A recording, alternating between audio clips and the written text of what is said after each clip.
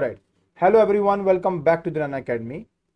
तो जैसे आप ऑलरेडी जानते हैं कि हमने क्लास 11 के फिजिक्स स्टार्ट की हुई है और उसके रिलेटेड ऑलरेडी 2 चैप्टर मैंने अपलोड कर दिए हैं और जितने भी उसके जो एनसीईआरटी क्वेश्चंस थे वो भी मैंने साथ के साथ आपके डिस्कस कर दिए हैं। अब ये जो आज हमने करना है ये ऑफ कोर्स कोई चैप्टर तो नहीं है, बट एक बहुत ही इंपॉर्टेंट पार्ट है क्लास 11 की फिजिक्स को समझने के लिए। और हाँ, ऊपर जितने भी चैनल और जो पेजेस दिए गए हैं उनके जो लिंक्स है डिस्क्रिप्शन बॉक्स में डाल दिए हैं। तो बिना कोई टाइम वेस्ट किए चलिए शुरू करते हैं।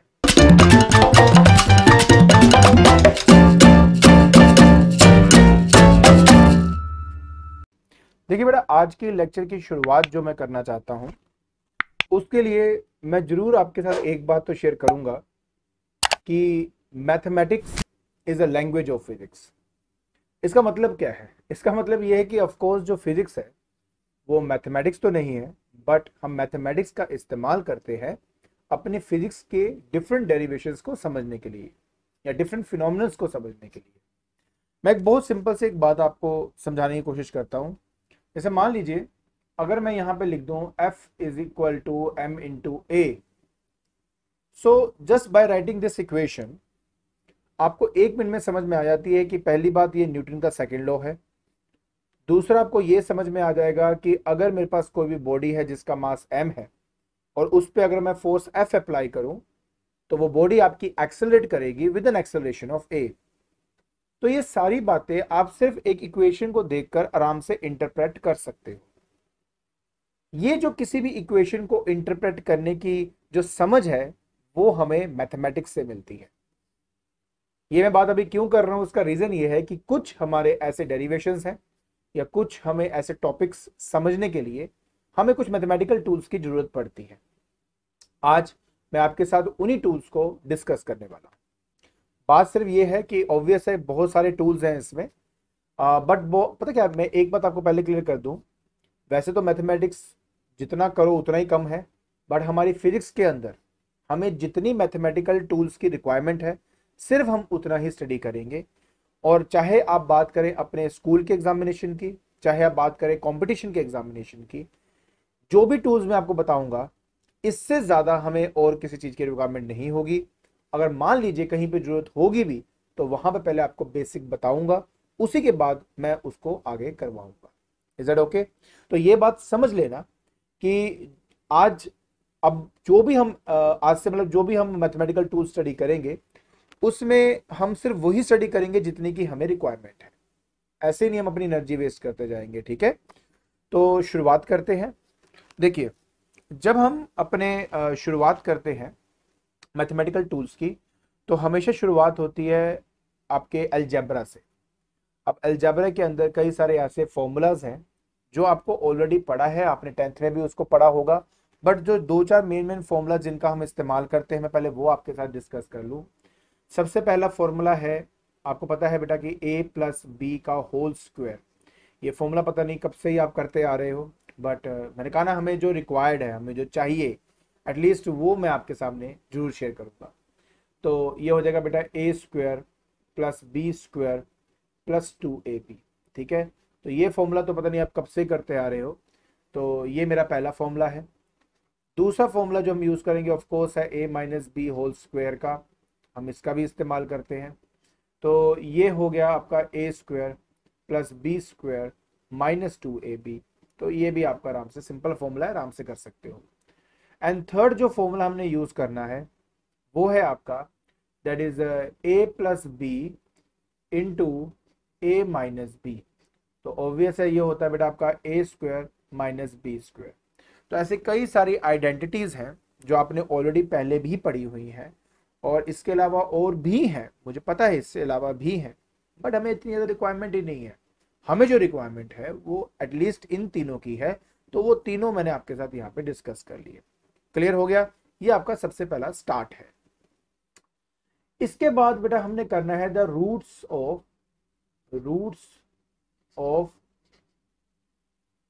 That is quadratic equation. अच्छा, अब पहली बात तो क्वाड्रेटिक इक्वेशन कौन सी होती है बेटा? ये वो इक्वेशन होती है जिसमें जो वेरिएबल x है, जैसे कि मान लीजिए अगर मैं यहाँ पे ऐसे लिख दूँ, that is 2x² plus 3x plus 1। अब ये जो आप देख रहे हो, इसमें जो वेरिएबल है वो हमारा x है, उसकी जो मैक्सिमम पावर है वो 2 है, इसको डिग्री कह दिया। तो एक ऐसी इक्वेशन जिसकी मैक्सिमम डिग्री 2 हो, उन इक्वेशंस को क्वाड्रेटिक इक्वेशंस कहा जाता है। ठीक है, ऐसी कई क्वाड्रेटिक इक्वेशंस हमें सॉल्व करने को आगे मिलेगी। बेसिकली जो हमें इक्वेशंस मिलती हैं उनका इस्तेमाल तो हम इंस्टेंटेनियस स्पीड, वेलोसिटीज, ये सब फाइंड करने के लिए करते हैं। और ज़्यादातर हम जो इसका इस्तेमाल करते हैं वो डिफरेंशिएशन और इंटीग्रेशन के लिए किया जाता है। बट वो थोड़ी बात की बात है, जब वो आएगा तब आपके साथ वो डिस्कस करूंगा। अभी की बात ये है कि अगर मेरे पास कोई भी क्वाड्रेटिक इक्वेशन है और अगर मान लीजिए मुझे उसके रूट्स फाइंड करनी है। रूट्स क्या होते हैं? रूट्स एक्स की वो वैल्यूज होती है जिनको अगर इस क्वाड्रेटिक इक्वेशन में डाला जाए तो इसका आंसर 0 आ जाएगा। तो इनको जीरोज ऑफ क्वाड्रेटिक इक्वेशन भी हम कहते हैं। ठीक है, और जितनी डिग्रीज उतनी ही एक्स की वैल्यूज होती हैं, जिसमें इनकी वैल्यू बेटा 0 हो जाएगी। अब उसको कैसे फाइंड आउट किया जा सकता है, मैं आपको बहुत अच्छे से क्लियर कर दूं। बहुत इजी भी है, फ्रैंकली बताऊं बहुत इजी है। देखिए, कुछ इक्वेशन तो ऐसी होती हैं जिनको आप डायरेक्टली और आसानी से सॉल्व कर सकते हो। जैसे कि अगर मैं इसको चाहूं तो लिख सकता हूं बेटा 2x², ठीक है, plus 2x plus x plus 1, है ना, ये लिख सकता हूं इसको। अब इसमें से अगर मैं 2x कॉमन निकाल लूं तो ये आ जाएगा बेटा आपके पास x प्लस 1, और यहां से 1 कॉमन निकाल लूं तो ये आ जाएगा x प्लस 1। ठीक है, तो अगर मैं यहाँ पे देखूं तो मेरे पास बन गया 2x प्लस 1 और एक दूसरा बन गया बेटा x प्लस 1, राइट। अच्छा, ये होता है equal to 0, equal to 0, equal to 0, equal to 0। अब हम क्या करेंगे? अब हम कहेंगे कि या तो आपका 2x प्लस 1 0 होगा, तो उसके हिसाब से आंसर आपका -1/2 आ गया। ठीक है, या तो आपके जो x की वैल्यू है, जैसे x प्लस 1 इक्वल टू 0, तो x की वैल्यू क्या आ जाएगी? -1 आ जाएगी। तो अब ये x की वो दो वैल्यूज हैं जिनको अगर आप इस इक्वेशन में डालोगे तो इस पूरी इक्वेशन का जो रिजल्ट है वो 0 आ जाएगा। इन्हीं x की वैल्यूज को रूट्स कहा गया है आपके क्वाड्रेटिक इक्वेशन के अंदर। ये चीज आप पहले से भी पढ़ रहे हो, मुझे पता है, बट कभी कभार क्या होता है कि कुछ इक्वेशंस हमारी इतनी सिंपल नहीं होती कि उनको ऐसे सेपरेट किया, वेरिएबल सेपरेट उनके किए, स्प्लिट किया और इनको ऐसे सेपरेट करके आराम से इसके आंसर निकाले। कईयों में ऐसा नहीं होता। एक छोटा सा एग्जांपल देता हूं, आई थिंक उस एग्जांपल से आपको क्लियर होगा। जैसे कि मान लीजिए अगर मैं आपसे कहूं कि मेरे पास है 6x का square minus 13x plus 6 equal to 0। ठीक है, मान लीजिए ये आपके पास यहाँ पे जो है हमारी इक्वेशन है। ठीक है, आपको पता है 6 6 36 आपके पास पहले हो जाएंगे। फिर अगर आप उसको स्प्लिट करने की कोशिश करोगे भी तो ये आसानी से आपका बेटा स्प्लिट नहीं होगा और आपको थोड़ा मुश्किल आएगी इसको करने के लिए। तो ऐसी क्वाड्रेटिक इक्वेशन को सॉल्व करने के लिए हमें क्या करना पड़ता है, मैं अब आपके साथ वो डिस्कस करने लगा हूं। ठीक है, सो देखिए, तो बेटा इसके लिए एक बहुत सिंपल सा एक रूल बनाया गया कि मान लीजिए कि मेरे पास कोई भी एक क्वाड्रेटिक इक्वेशन है, जैसे कि ax का square plus bx plus c equal to 0। तो ये मेरा एक क्वाड्रेटिक इक्वेशन है एंड मान लेते हैं कि अल्फा एंड बीटा, ठीक है, ये दोनों इनके क्या हैं? रूट्स हैं। तो दोनों क्या है? इनके रूट्स हैं बेटा आपके। तो अगर आपने अल्फा निकालना है या बीटा निकालना है तो रूट्स का फॉर्मूला क्या है? तो रूट्स का फॉर्मूला होता है x is equal to minus of B plus minus under the root of B square minus 4ac divided by 2a। तो ये हमारे पास बेसिकली फॉर्मूला है जिस फॉर्मूले की हेल्प से हम अपने रूट्स को फाइंड आउट कर लेते हैं। वैसे तो मैथमेटिक्स के अंदर आप देखेंगे कि ये जो बी स्क्वायर माइनस 4ac है, अगर ये ग्रेटर देन 0 आता है, लेस देन 0 आता है, तो इनके अलग अलग मतलब होते हैं, राइट। बट हमने कहा ना कि हमें सिर्फ उतना ही पढ़ना है जितना हमारे फिजिक्स में अभी रिक्वायरमेंट है। तो अगर कोई हमें इक्वेशन ऐसी दी जाएगी तो इमेजिनरी उसमें कोई कुछ भी रूट्स नहीं होंगे और हम सिंपल तरीके से उसको फाइंड आउट कर सकते हैं। ठीक है, फॉर्मूला ये है। इस फॉर्मूले में अगर आपने अल्फा फाइंड करना तो बस एक बार बीच में प्लस का साइन ले लो, एक बार माइनस का साइन ले लो और वो आपके यूनिट्स बन जाएंगे। जैसे कि यहाँ पे आ गया minus of B plus under root of B square minus 4ac divided by 2a। तो ये हो गया मेरा पहला फॉर्मूला। और अगर आप बीटा फाइंड कर रहे हो तो minus B minus under the root of B square minus 4ac divided by 2a। अगर आप कर देते हो तो आपको ये दो रूट्स मिल जाते हैं। आई होप ये वाली बात तो आपको अच्छी तरह समझ में आ गई होगी। और पता है इन रूट्स के आपस में कुछ रिलेशंस भी होते हैं। एग्जांपल देता हूँ, जैसे कि सम ऑफ रूट्स। अगर आप अल्फा और बीटा जो भी आपकी वैल्यूज आएंगी ना, अगर आप उनको आपस में ऐड कर दोगे तो उसका आंसर हमेशा माइनस बी बाई ए आता है। तो एक तो ये हमारा तरीका हो गया इनके बीच का रिलेशन को फटाफट फाइंड आउट करने का। ठीक है। दूसरा प्रोडक्ट ऑफ रूट्स, मतलब अगर अल्फा डॉट बीटा, मतलब अगर इन दोनों को आपस में मल्टीप्लाई कर देते हो तो वो हमेशा सी बाय ए के बराबर आता है। तो ये हो गया एक अलग आइडेंटिटी इसके लिए। और मजेदार बात, अच्छा अगर ये तो प्लस कर दिया मल्टीप्लाई कर दिया, अगर आपस में माइनस कर दिया जाए तो अगर मान लो ए माइनस बीटा कर दे तो आपको भी पता है बेटा कि ये प्लस है, ये माइनस माइनस प्लस हो जाएगा, माइनस बी आपस में कट जाएगा। मतलब कहने का मतलब क्या है कि आपका आंसर आ जाएगा that is B square minus 4ac divided by A. यहाँ पे ए आ जाएगा क्योंकि डबल होगा ना तो कट के 2 से 2 कट जाता है उसमें। तो कहने का मतलब ये है कि आपको एक्चुअली में ये तीन जो है इनका भी बहुत कम यूज है, बट क्योंकि इसके साथ था तो मैंने सोचा कि क्यों ना इसके साथ ही आपको करा दिया जाए, तो बस मैंने इसलिए आपको यहाँ पे कराया है। आई होप आपको ये वाला जो पार्ट है वो थोड़ा समझ में आ गया होगा। बाकी आप टेंशन ना लीजिए, मुझे पता है कि मुझे आपको कुछ क्वेश्चन प्रैक्टिस तो करानी ही है, तो आपको 2 क्वेश्चन प्रैक्टिस करवा देता हूँ थोड़ा सा इसके रिलेटेड। ठीक है, चलिए। इससे तक करने की जरूरत नहीं है, क्योंकि देखो एक बात आप भी समझ लीजिए, we are doing the mathematical tools for physics and हम सिर्फ उतना ही करेंगे जितनी हमें रिक्वायरमेंट है। चलिए स्टार्ट करते हैं।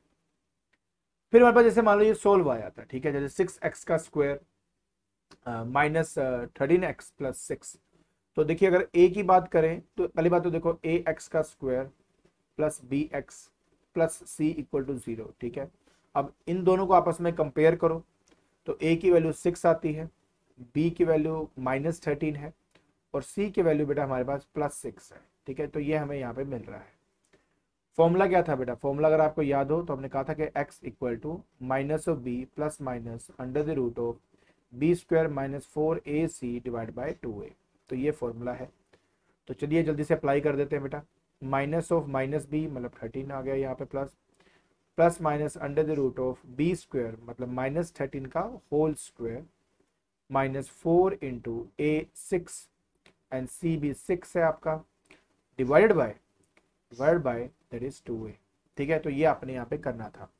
अब आप देख सकते हो बेटा माइनस माइनस जो है वो प्लस 13 हो जाएगा। ये देखो ये माइनस इंटू माइनस प्लस हो गया तो 13 आ गया, plus minus under the root of, then we are having 13 का स्क्वायर जिसको आप पता है बेटा 169 इसकी वैल्यू होती है, माइनस ये हो गया 6 6 36 एंड 36 इंटू 4 कर देंगे तो 144 आपके पास यहाँ पे वैल्यू आ जाएगी। डिवाइडेड में कर देंगे बेटा हमारे पास यहाँ पे दैट इज 2a और a की वैल्यू क्या है बेटा 6, तो यहाँ पे 6 में कर देता हूँ। तो अब जब आप 169 देखो यहाँ पे करते हैं 169 एंड 144 को आप माइनस करेंगे तो 25 आपके पास यहाँ पे आ जाता है। मतलब ये बन जाएगा आपके पास 13 plus minus under the root of 25 divided by, और यहाँ पे आ जाएगा आपके पास that is 12 which is equal to 13 plus minus 5 divide by 12। तो अल्फा के लिए ले लेंगे 13 प्लस 5 डिवाइड बाय 12। ठीक है, जो कि बन गया 18 डिवाइड बाय 12 जो बन गया आपके पास 3/2। तो ठीक है, इस तरह से आप अपने अल्फा को फाइंड आउट कर लेंगे। बीटा की बात करेंगे तो आ जाएगा बेटा 13 माइनस 5 डिवाइड बाय 12। ठीक है, so that will be 8 divide by 12। Solve करेंगे तो आपके पास आंसर आ जाएगा 2/3। तो अब यहाँ पर ये जो दो वैल्यूज आई हैं ये एक्चुअली में आपके रूट्स है। ठीक है, तो अगर आप उसको वैसे ही 36 मल्टीप्लाई करके नॉर्मल तरीके से करने की कोशिश करते तो कभी कभार नहीं निकल पाता, थोड़ा मुश्किल हो जाता है। तो ये तो फुल फ्लैज है बेटा, ये तो हमेशा काम करेगा ही करेगा, तो इसमें कोई बड़ी बात है नहीं है। ठीक है, तो it's a very simple thing. ठीक है, बाकी एक और न्यूमेरिकल करा देता हूँ थोड़ा सा, आपको उससे भी और बढ़िया आइडिया लग जाएगा। तो चलिए वो देखते हैं। अब जैसे मुझे ये वाला सॉल्व करना है, ठीक है, अब इसको सॉल्व करने के लिए फिर से वही करेंगे बेटा। पहले तो इसको लिखूंगा ax plus B X plus C equal to 0। यहाँ से आपने बेसिकली सॉल्व करना है। तो देखिए मेरे पास पहले आता है यहाँ पे a का 1 आ गया, b आपका 1 आ गया, c आपका -2 आ गया, सो बस जल्दी से कर देते हैं बेटा इसको, minus of B plus minus under root that is B square minus 4ac divided by 2a। ठीक है, ये फुल प्रूफ तरीका है एक्चुअली रूट्स को निकालने का, अदरवाइज आप स्प्लिटिंग करके भी इसको फाइंड आउट कर सकते हो, कोई बड़ी बात नहीं है। मैं यहाँ पे -2 और नहीं +2 और -1 ले लूंगा तो भी ये आ जाएगा, मतलब अगर मैं डायरेक्ट चाहूँ तो इसको सोल्व कर सकता हूँ।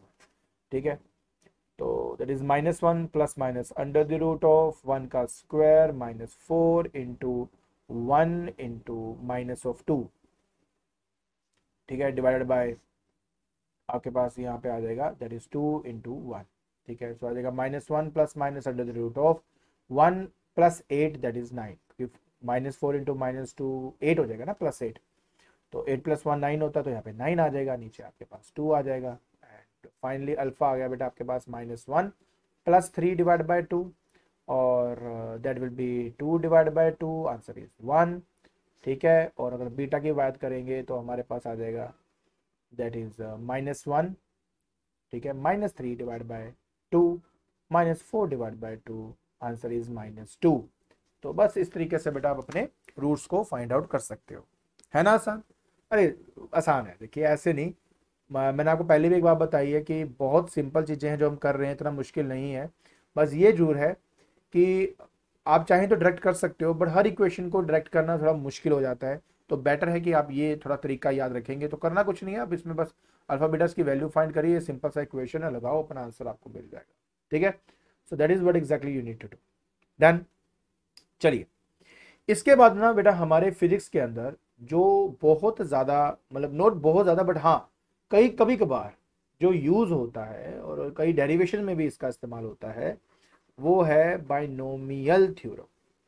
Binomial that is theorem. ठीक है, what do you mean by binomial theorem? है क्या बाइनोमियल थ्योरम?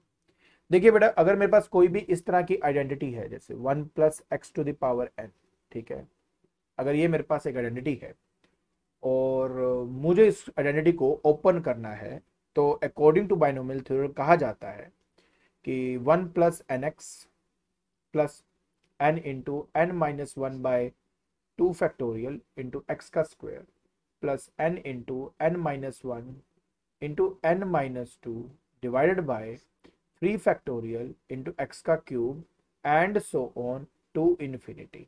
तो इस तरीके से बेटा हम इसको ओपन करते हैं। अब हमके मन में आ रहा होगा सर ये सारा याद करना पड़ेगा? बिल्कुल भी नहीं, मैंने कहा ना ये मैथमेटिक्स के अंदर आपको बहुत कुछ करना पड़ता है, बट फिजिक्स के अंदर हमें इसकी जो इसका स्पेशल केस है उसकी रिक्वायरमेंट होती है। अब वो स्पेशल केस क्या है प्लीज वो समझिए। तो इसका स्पेशल केस ये है कि इफ x की value is very very less than as compare to 1, अगर x की वैल्यू 1 की वैल्यू से बहुत छोटा हो जाएगा तो उस केस में क्या करेंगे? तो प्लीज अंडरस्टैंड मैं क्या बोलने की कोशिश कर रहा हूं यहां पे।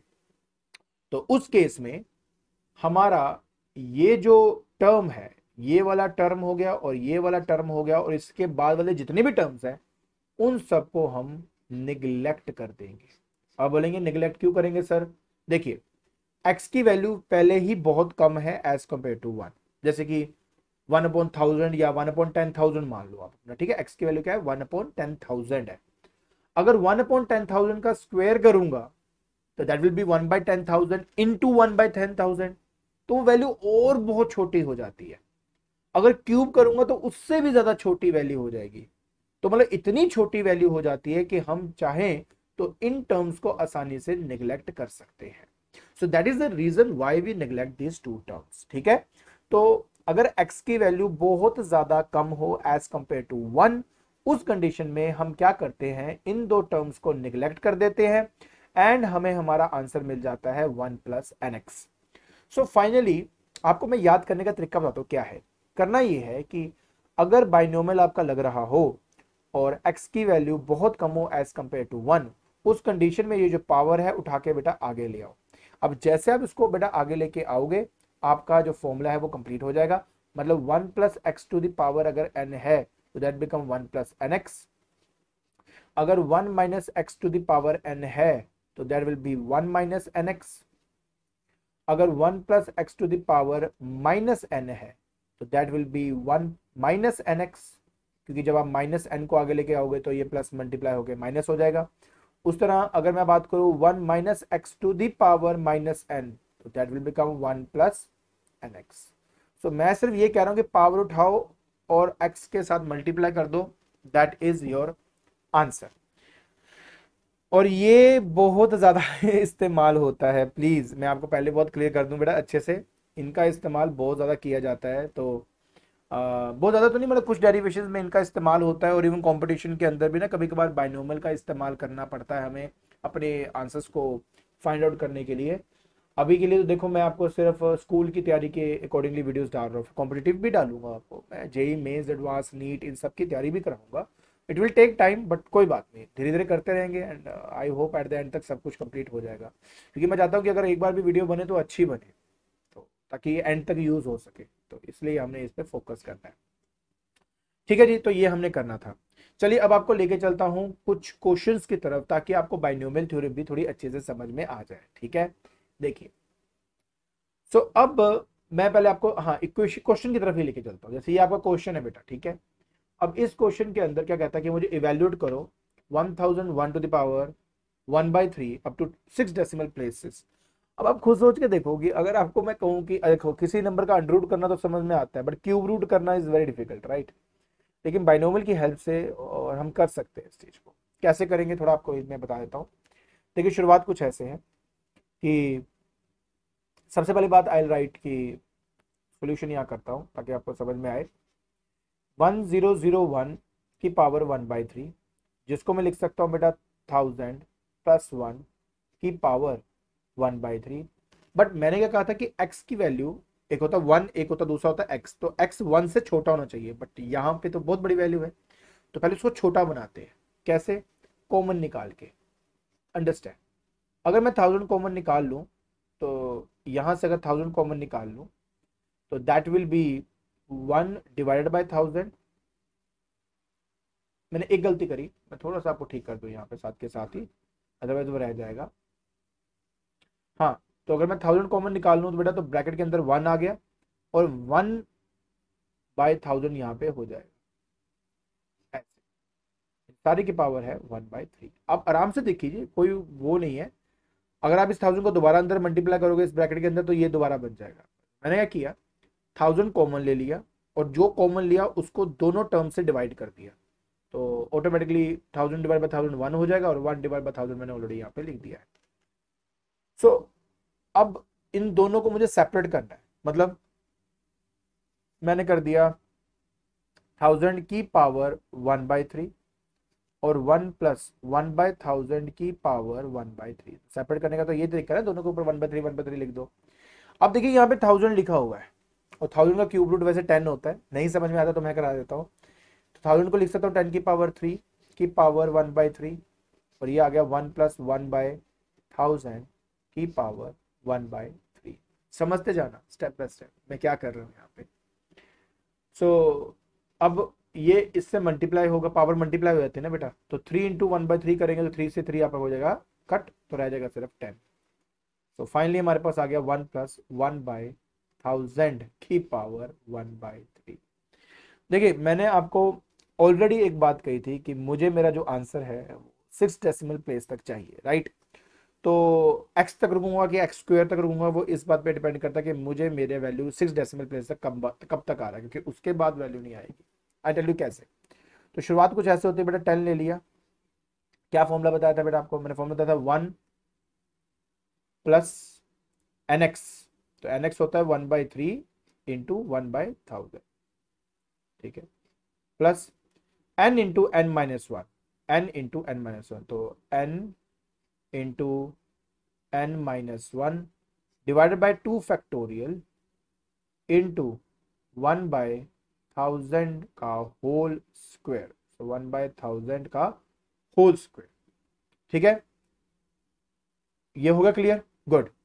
प्लस तो ऑन देखते हैं कि हमारा हम आगे आगे क्या करना पड़ेगा। मुझे पता ना कि 1/1000 पहले से ही है, उस 1/1000 पहले से उसका स्क्वायर करेंगे तो 1/1000 इंटू 1000 हो जाएगा, तो उसके बाद जो थर्ड मल्टीप्लाई करूंगा तो वैल्यू इतनी बड़ी, मतलब डिनोमिनेटर में इतनी बड़ी हो जाएगी कि इतनी छोटी वैल्यू बन जाएगी फ्रैक्शन वाइज की मैं उसको निगलेक्ट कर सकता हूँ।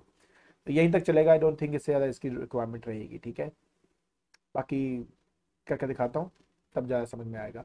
हाँ, किसी के मन में अगर आ रहा हो ना सर ये फैक्टोरियल फैक्टोरियल क्या चीज़ें बता रहे हो आप, मैं वो बता देता हूँ। देखिए बेटा, अगर मैं लिखता हूँ 2 फैक्टोरियल तो उसका मतलब होता है 2 इंटू 1, तो दैट इज आंसर इज 2।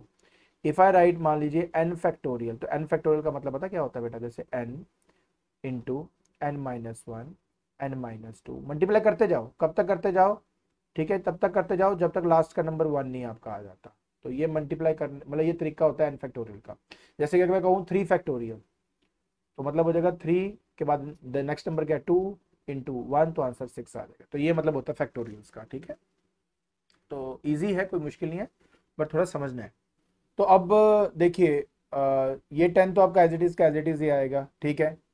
उसके बाद आपने यहाँ पे 1 लिख दिया, प्लस, अब देखिए बेटा जब आप इसको सॉल्व करते हो 1/3000, तो आपका जो रिजल्ट है वो आता है बेटा 0.000333। तो बेसिकली आपका ये सारी वैल्यूज बेटा यहाँ पे आती है, ठीक है। ऑलराइट, सो प्लस, अब जब आप इसको सॉल्व करोगे तो बेटा आपका आंसर आता है -1/9, ठीक है। और साथ में नीचे क्या आ जाएगा बेटा 1/1000 इंटू 1/1000, डन। अब आपने क्या करना है बेटा, इसको सॉल्व करना है।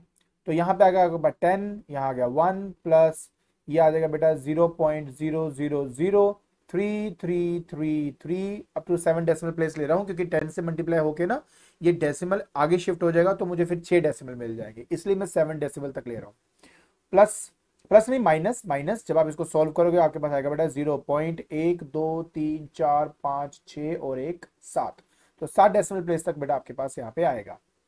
जब आप इसको सॉल्व करते हो तो आपके पास आएगा बेटा 10 इंटू 1.1 2 3 4 5 6, और यहाँ पे बेटा आपके पास आ जाएगा लाइक दिस, 7वां डिजिट है ना, तो 3, हाँ ये आपके पास आ जाएगा। बस आप 10 को मल्टीप्लाई कर दीजिए और आपका आंसर आ जाएगा बेटा 10.1234 5 एंड 6। तो लीजिए बेटा फाइनली आपको इस तरह से ये वाला क्वेश्चन सॉल्व करना था। अब मन में ये आता है कि सर ऐसे वाले न्यूमेरिकल हमें करने को आएंगे या क्वेश्चन कभी आएगा। मैं आपको पहले क्लियर कर देता हूं कि ऐसा कुछ नहीं आने वाला, सिर्फ आपको समझाने के लिए कि कैसे बाइनोमियल को अप्लाई किया जाता है, इसलिए मैंने आपको ये न्यूमेरिकल कराया है। अब मैं आपको वो बताता हूं जो बेसिकली आपके पेपर में या आपको डिराइव करते वक्त बाइनोमियल कैसे इस्तेमाल करनी है वो आपको सिखाता हूं। तो उसके लिए हम आपको नेक्स्ट न्यूमेरिकल की तरफ लेके चलता हूं। अब इस क्वेश्चन, ये क्वेश्चन आ जाते हैं, ये पक्का आ जाते हैं। अब जैसे यहाँ पे लिखा हुआ है, कहते हैं कि acceleration due to gravity G dash at height h from the surface of the ground is given by ये। तो देखिए बेटा सिंपल सी बात ये है कि आपको दिया गया है कि जो एक्सेलरेशन ड्यू टू ग्रेविटी है ना वो हाइट के साथ एक्चुअली कम होती रहती है। तो उसका फॉर्मूला है ये, that is G into R divide by R plus H का होल स्क्वायर। तो वो ये कह रहा है कि find out the value of G dash using the binomial if H is very very less than R. अब इसका मतलब क्या है, देखिए यार एक्चुअली हमारे अर्थ का जो रेडियस है वो 6400 किलोमीटर है, ठीक है। क्या है, 6400 किलोमीटर है। और मान लीजिए आपने एक सैटेलाइट लिया, उस सैटेलाइट को रिवॉल्व करवाया आपने अराउंड दी अर्थ, ठीक है, अराउंड दी अर्थ आप इसको रिवॉल्व करवा रहे हैं, और इसकी जो हाइट है वो सिर्फ 50 किलोमीटर है, 50 किलोमीटर। अब आपको पता है ना 50 किलोमीटर बहुत कम है एज कम्पेयर टू 6400 किलोमीटर। तो इसमें हम अपनी बाइनोमियल को लगा सकते हैं। तो कैसे करेंगे, देखिए मैंने जी ले लिया। अब देख रहे हैं ना मैं क्या करने लगा हूं, ध्यान से देखना। मैं एक्चुअली में इसकी बाइनोमियल बनाऊंगा 1 + x की टर्म में इसको लेके आऊंगा। सवाल यही है कैसे कैसे लेके आएंगे, बहुत ईजी है, टफ नहीं है, समझना है, हो जाएगा। तो सबसे पहले मैं क्या कर रहा हूँ, यहाँ नीचे वाले से ना मैं नीचे वाली जो ब्रैकेट है इसमें से आर कॉमन निकाल लूंगा। तो जैसे मैंने आर कॉमन निकाला, ठीक है, तो स्क्वायर तो होगा ही क्योंकि स्क्वेयरिंग बाहर है ना, स्क्वायर बाहर आ गया आपका, और आ गया बेटा आर, ठीक है, ये आ गया हमारे पास आर, ये आ गया नीचे 1 प्लस, और वैसे भी मैं उसको काट क्यों नहीं देता, वो तो ईजी हो जाता है मेरे लिए उल्टा, है ना। चलिए एक स्टेप बेटा वापस करते हैं इस चीज़ को, थोड़ा ईजी हो जाएगा ये वाला। क्या करेंगे बेटा इसमें, देखिए बेटा जी आ गया आपके पास यहाँ पे, ये देखिए आर, और नीचे बेटा यहाँ पे आर कॉमन लिया मैंने, तो 1 + h डिवाइड बाय आर मेरे पास यहाँ पे आ गया, और जिसकी पावर क्या है बेटा यहाँ पे 2 है। ये आर इस आर से कैंसिल हो गया, ठीक है। तो आ जाएगा बेटा जी into 1 divided by 1 + h by divide by R, और इन सारी की पावर बेटा 2। बट हमने तो पढ़ा है 1 प्लस एक्स होना चाहिए, तो 1 अपॉन आ गया, तो रेसिप्रोकल ले लेते हैं। मतलब ये आ जाएगा बेटा g into 1 plus H divide by R, और इन सब की पावर क्या है -2। अब देखिए h है ना ऊपर, और h की वैल्यू बहुत छोटी है as compare to the value of 1। तो और आप बोलेंगे सर ये कैसे होगी, क्या मतलब हुआ? मतलब ये कि ऐसे ऊपर 50 डाल दो, नीचे 6400 किलोमीटर डाल दो, तो जो भी वैल्यू आएगी वो 1 से तो बहुत छोटी होगी ना, बस ये मतलब है इस चीज का। तो और इस चीज को करने का ना एक तरीका भी होता है, हम कहते हैं देखो h की value is very very less than as compare to r, तो ये r नीचे लेके जाओ, तो मतलब h upon r is very very less than as compare to 1, जो कि हम यहाँ पे देख सकते हैं कि h अपॉन r की वैल्यू 1 से बहुत छोटी है। और क्या करना था आपने, सिर्फ इस पावर को लेना है, इसके आगे आपने लेके आना है, h बाई आर से मल्टीप्लाई करो, आपका आंसर आ जाएगा। तो g इंटू, तो यहाँ पे लिखेंगे बेटा पहले तो हम since h is very very less than as compare to r, और ये कंडीशन कॉम्पिटिशन जैसे क्वेश्चंस को सॉल्व करने के लिए होता है, बताएंगे आपको वहां पे कि ये इससे वेरी वेरी लेस देन, तो बताइए अब आंसर क्या होगा। तो आपने याद रखना है कि कुछ नहीं करना, पावर को उठा के आगे लेके आना है, but that's the only thing you have to do. तो 1 माइनस आ जाएगा 2h डिवाइडेड बाय r, और आप देख सकते हो बेटा यही आपका आंसर भी है।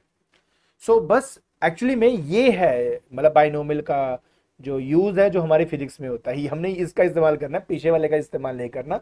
बट होता क्या है, कैसे बनाया जाता है, उसके लिए मुझे वो न्यूमेरिकल करवाना था, तो मैंने करा दिया। अदरवाइज ये मेन चीज है, इस तरह की चीजों को समझना है। जब एक टर्म 1 से बहुत छोटी हो जाती है तो बस पावर उठा के हमने आगे लेके आना है, और इस टाइप के क्वेश्चन या न्यूमेरिकल्स में हमने या डेरिवेशन में हम इस तरह के टूल को इस्तेमाल हम करेंगे। आई होप आपको ये सब अच्छी तरह समझ में आ गया होगा।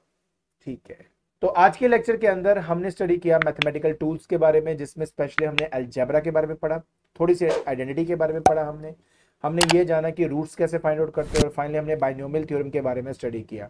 देखिए अभी आने वाले 2-3 और वीडियोस आएंगी मैथमेटिकल टूल्स के ऊपर ही। रिक्वेस्ट है हर एक टूल को अच्छी तरह सीखना, बिकॉज अगर आपको ये टूल अच्छे से आ गया तो समझ आना कि आपको आने वाले कोई भी आर्टिकल या थ्योरम में ज़्यादा डेरिवेशन करते हुए ज़्यादा प्रॉब्लम नहीं आएगी। और अगर आपने ये सब नहीं सीखा तो 100% आपको ये प्रॉब्लम रहेगी ही कि सर ये किया तो कैसे किया, आपके मन में यही चलता रहेगा। तो प्लीज़ प्रैक्टिस करना इन सब चीज़ों को। और हाँ ऊपर और अगर आपको मेरी वीडियो पसंद आ रही है तो please like it, share it and subscribe it. आज के लिए बस इतना ही। Thank you so much.